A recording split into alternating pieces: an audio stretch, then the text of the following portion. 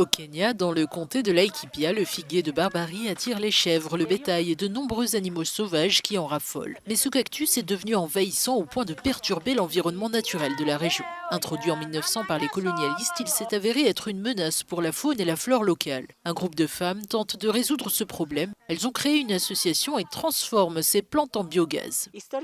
Les gens racontent que ce cactus a été apporté par le gouvernement colonial pour délimiter le périmètre de ses bureaux, comme étant une plante décorative.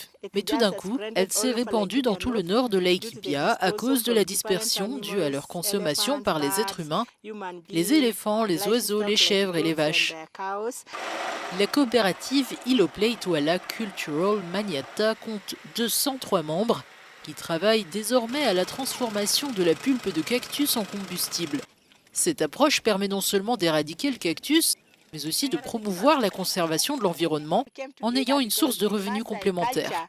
Nous nous sommes réunis parce que dans la culture Maasai, les femmes font tout le travail domestique et ne possèdent rien à la maison.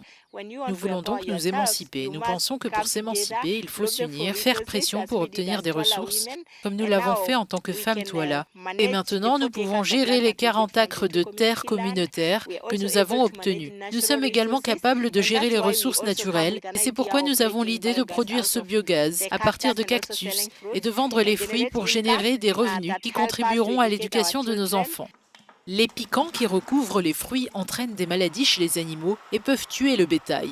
Mais les femmes Tuala redistribuent toutes les parties du fruit et permettent à plusieurs coopératives de créer des produits cosmétiques, des confitures et des jus. We get the fruit from the women group. We wash them. Nous nous procurons les fruits auprès du groupe de femmes, nous les lavons, nous les broyons pour séparer la pulpe et les pépins. Nous mettons les pépins dans le séchoir, puis nous les broyons pour obtenir de l'huile qui servira à faire des cosmétiques, du gel douche, de la lotion pour le corps. Avec la pulpe, nous fabriquons le jus et la confiture.